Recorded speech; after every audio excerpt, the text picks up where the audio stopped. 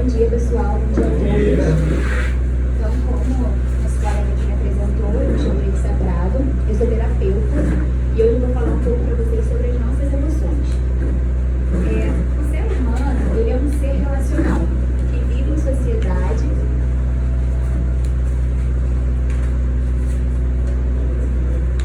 e constrói inúmeras relações ao decorrer do seu dia a dia, ao decorrer da sua vida. E uma dessas relações é a relação profissional. Então, assim, vocês, os funcionários da empresa e a empresa em si, propriamente dita, elas fazem parte de uma mesma trama que está tecida pelas relações sociais e através do processo de socialização que os funcionários e a empresa se tornam a sua engrenagem. Porque antes de nós sermos seres profissionais, nós somos seres humanos e nós precisamos saber lidar com as nossas emoções. Nós, como seres humanos, estamos constantemente tentando aprender, entender, compreender as nossas emoções e nossos sentimentos, tentando ter clareza mental daquilo que a gente sente e daquilo que o outro sente, porque a gente não só pensa como a gente sente, como a gente fica tentando também entender o que a gente está sentindo diante daquilo que a gente acredita que o outro está sentindo, ou diante daquilo que a gente acredita que o outro está pensando. Só que esse é o problema, porque quando a gente fica tentando deduzir o que o outro está sentindo, deduzir o que o outro está pensando, a nossa mente, que não tem todos os dados de uma situação, ela cria histórias, ela cria ilusões. E é aí, a partir dessas ilusões, que surgem os conflitos e o desentendimento, além de nos levarmos à frustração, porque a gente fica imaginando o que o outro está pensando, está sentindo, em vez de chegar para ele e conversar, e perguntar. Então, é aí que está o problema. Por isso, a importância da comunicação verbal. Porque se não existir uma comunicação clara, uma comunicação direta, você não vai conseguir saber o que o outro está sentindo, o que o outro está pensando. E aí vai gerar inúmeros conflitos. Bom, para a gente entender um pouco como que a gente consegue controlar as nossas emoções diante de conflitos ou de confrontos, existem 7 passos práticos. Primeiro é nomear as emoções. No dia a dia, a gente não para saber o que a gente está sentindo, para perceber o que a gente está sentindo. Muitas pessoas nem sabem o que estão sentindo, elas só estão vivendo de um modo automático. Então, o primeiro passo para o controle emocional é você saber nomear as suas emoções, identificar elas, dar nome à coisa. O segundo passo é você saber de onde está vindo aquela emoção. Qual a causa raiz? O que desencadeou aquele sentimento dentro de você? A terceira parte é a somatória das duas partes anteriores. Quando você consegue nomear suas emoções e você consegue identificar de onde ela está vindo, você consegue se estabilizar emocionalmente. Porque nada adianta você nomear suas emoções e saber a causa raiz se você vai negá-las.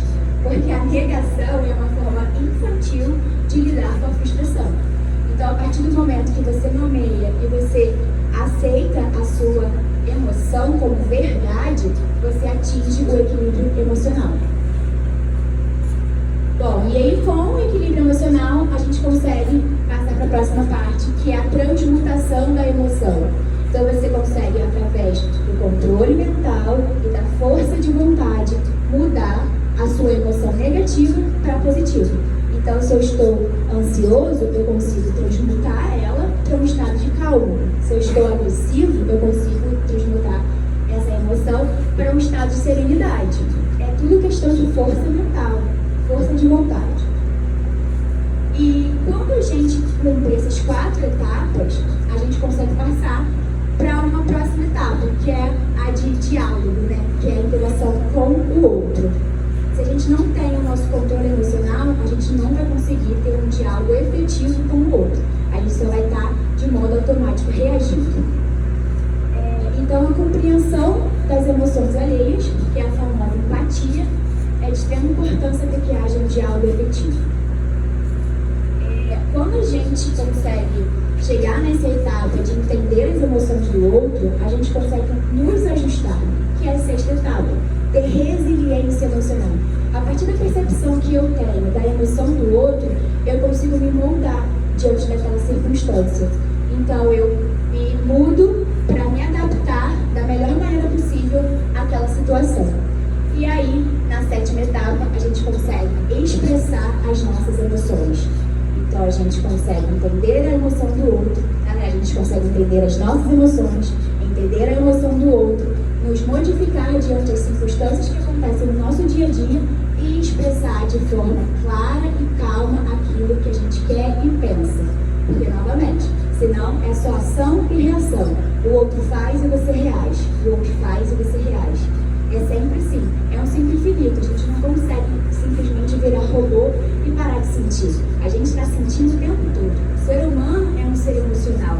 Então, o tempo todo a gente está com os nossos sentidos ativos. O tempo todo. E é por isso que a indústria de construção civil, ela precisa dar a devida importância para as emoções dos seus funcionários. Porque a cultura, a pressão que a cultura masculinizada da área traz, ela traz um ambiente de mentalidade fechada e não falante, né? Então, o que pode ocasionar trabalhadores doentes, né? De que as aparências enganam. Às vezes as pessoas elas estão numa máscara social, vivendo aquilo ali no dia a dia, mas por dentro elas estão com uma desordem emocional muito grande, um desequilíbrio emocional muito grande. Então precisa ter essa conscientização e essa incentivação entre vocês mesmos, entre os colegas, entre os superiores, entre líderes e os colegas, para que haja uma abertura na comunicação verbal, né? E uma outra coisa também que causa bastante conflitos e confrontos dentro desse tipo de ramo de atividade é a natureza imprevisível do trabalho. A gente sabe aqui que às vezes acontece prazo, uma pressão para atender prazos, e isso gera cargas de horários de trabalho maiores, demandas excessivas e pouco tempo de recuperação para o corpo. E tudo isso causa estresse e fadiga. É inevitável.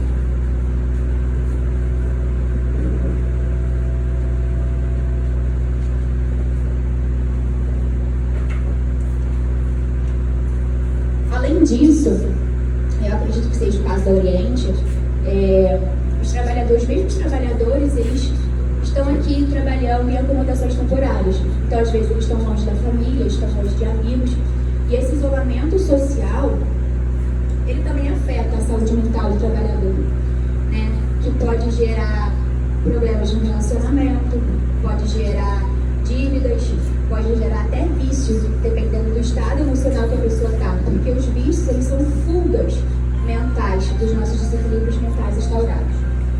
Então, muito se fala da importância do uso do EPI e da prevenção de segurança no trabalho, de acidentes, mas pouco se fala que a integridade física do trabalhador vai além do corpo.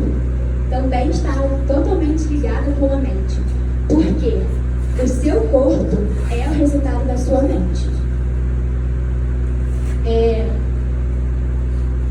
Então, assim, se o trabalhador não tiver com a saúde mental em dia, se sentir equilibrado, muitas vezes ele não vai conseguir lidar com os conflitos, com os confrontos diários que o seu trabalho exige. E aí é que acontece a pessoa estourando, a pessoa respondendo de uma forma mais grosseira, xingando, dependendo de casos, de uma forma mais agressiva, porque a pessoa já está num nível tão grande de estresse que ela estoura. O balão estourando realmente. Nós somos escravos das nossas emoções, até conseguirmos processá-las.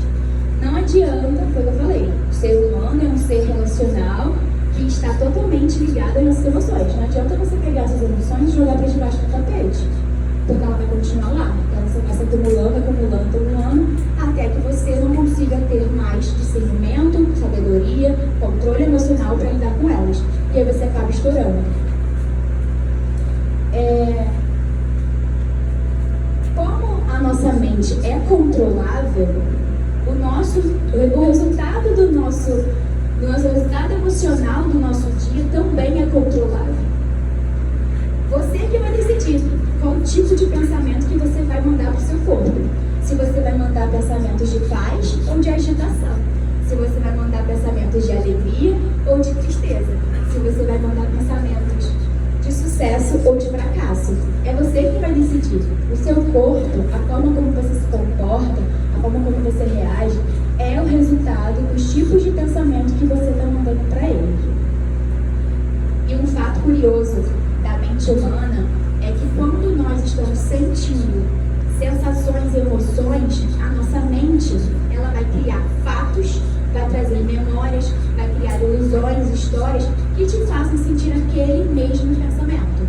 Então, se eu estou sentindo raiva, vocês podem observar, se você está sentindo raiva e a sua mente não está presente, ela está pensando no passado ou no futuro, vai vir memórias de brigas do nada, vão vir memórias de brigas, vão vir pensamentos estressantes, por quê? A emoção gera emoção. Se você está sentindo aquela emoção e não tiver um controle mental eficiente, sua mente vai devanear e vai gerar mais histórias, mais pensamentos que te fazem sentir aquela mesma emoção.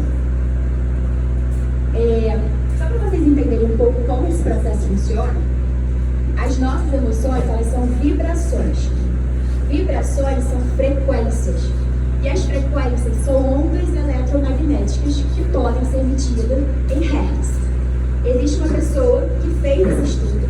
Ele pegou um aparelho específico que consegue medir a amplitude da onda eletromagnética e descobriu e fez uma escala, que se chama escala de Hawkins, que são a frequência das nossas emoções. A culpa é a frequência mais baixa, com 20 Hz. E o amor é uma das frequências mais altas, com quase 530 Hz. Então, se você consegue medir as suas emoções, você consegue controlar, você consegue transmutar, porque é uma escala. Você é quem vai decidir a partir do seu controle mental. E existem duas dicas de ouro para que você consiga atingir esse controle mental, esse equilíbrio emocional. Primeiro, respiração.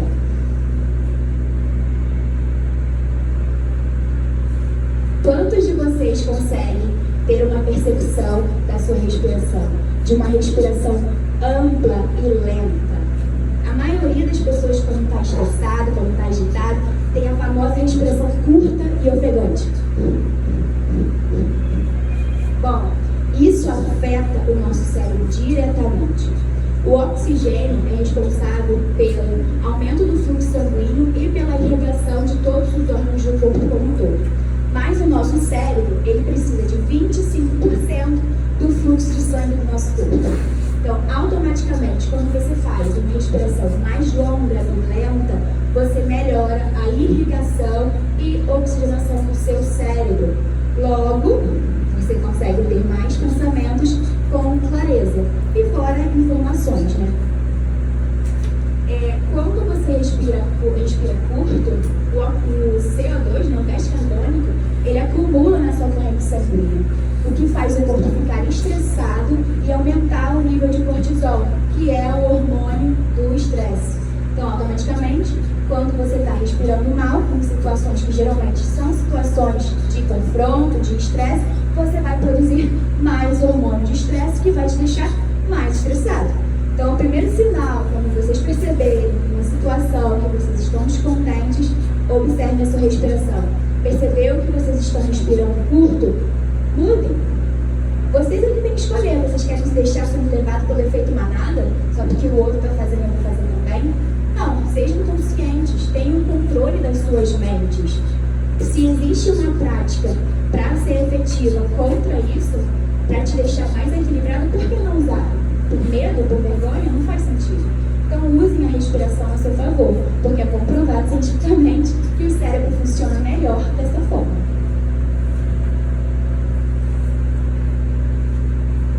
Estado de presença.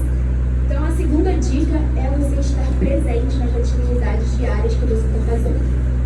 Novamente, se você não está presente, você não está observando, focando nos seus pensamentos, naquilo que você está fazendo, você está em modo automático. Então você está pensando no seu passado ou você está pensando no seu futuro. E aí, quando você não está presente, as emoções do ambiente nos controlam. Quantas vezes, não sei se aqui é possível perceber, acho que o administrativo vai saber melhor. Eu já trabalhei em empresa offshore, né? Então, eu sou contadora, eu sou formada em contabilidade. Eu chegava na sala do escritório, às vezes, e eu sentia aquela tensão, aquele clima pesado no ar, aquele estresse, porque fica no ar. As emoções são vibrações, os nossos pensamentos são ondas eletromagnéticas. Da mesma forma que um celular, através da antena de rádio, consegue enviar ondas eletromagnéticas de você, do outro lado da ligação, da linha, quilômetros de distância, da pessoa com quem você está falando, você consegue escutar a voz dela, os pensamentos dos seus colegas, do seu ambiente de trabalho, se interferem em você, porque são vibrações. E nós captamos as vibrações através dos nossos sentidos. E o nosso cérebro é um microcomputador onde está processando essas informações o tempo todo. Então, os nossos sentidos captam as vibrações do ar, que mandam esses dados para o nosso cérebro. O nosso cérebro processa a partir de estímulos já conhecidos, armazenados no HD interno dele, e dessa forma ele desencadeia reações químicas do nosso corpo, que são os nossos hormônios, causando os nossos comportamentos. Então, se você não estiver presente na hora que você está fazendo a sua atividade diária, e você estiver focado naquilo, sua mente estiver devaneando, as emoções que estão no ambiente vão controlar você. Você vai ser influenciado pelos sentimentos que estão na área. Então, se você está sentindo estresse, você vai sentir mais estresse, seu corpo vai produzir mais estresse e vai jogar mais estresse para o ar. É um efeito bola de neve, não adianta. Por isso que é importante estar presente.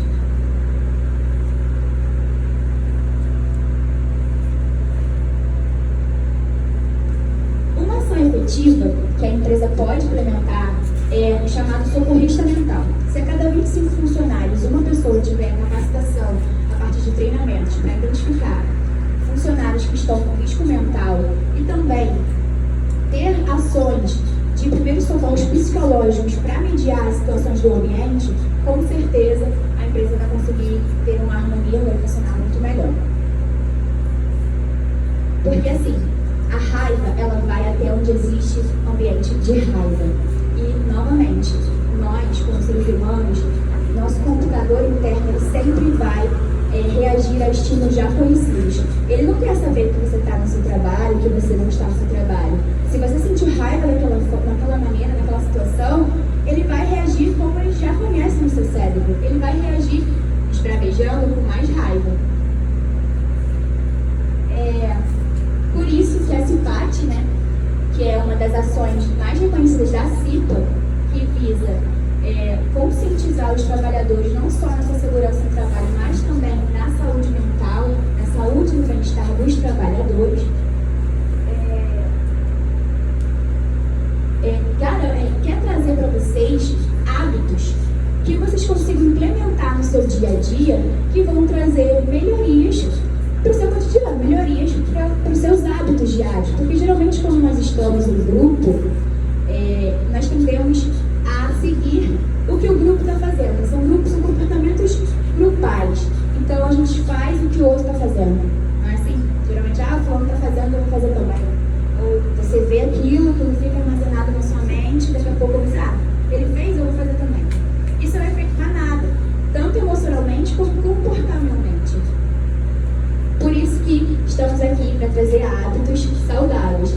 Se comuniquem, falem abertamente aquilo que vocês pensam de forma clara e amorosa. Não precisa gritar com o coleguinha, não precisa esbravejar, não precisa fazer nada disso. Tenha controle emocional, tenha controle da sua mente e fale. Busque identificar aquilo que você está sentindo, processe as suas emoções e se comunique. E utilize as duas técnicas que a gente está trazendo aqui, tanto a respiração quanto o estado de presente. Porque a emoção, ela modela o intelecto. Então, as funções cognitivas, diferente do processamento do computador, que processa os dados a partir de algoritmos de uma lógica racional, o ser humano, ele processa as informações a partir de uma lógica emocional. Então, quando você for ensinar algo para alguém, não adianta você gritar com ele, porque isso vai dificultar a aprendizagem. Você precisa saber como falar com a pessoa para que a absorção daquele conhecimento que você, como líder, precisa que o seu liderado saiba. Você precisa ter esse discernimento e sabedoria e compaixão também, para se pôr no lugar do outro, entender o que ele está sentindo e conseguir falar, explicar aquilo que você precisa que ele faça.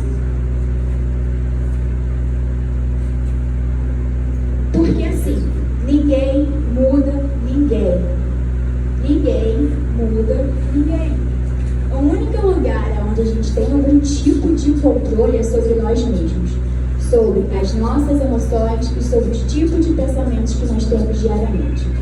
Então, em vez de focar no macro, em apenas cumprir as suas obrigações, em apenas esperar pelo folga, pelo final de semana, por que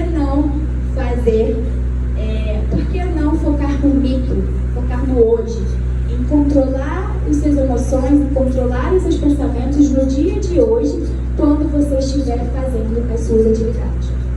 Porque o sucesso é o somatório de pequenas conquistas. E a coragem com a motivação errada te leva ao fracasso. Porém, a coragem com a motivação certa te leva ao sucesso. Bom, é isso que eu quis trazer para vocês hoje. Agradeço a presença, a atenção de todo mundo e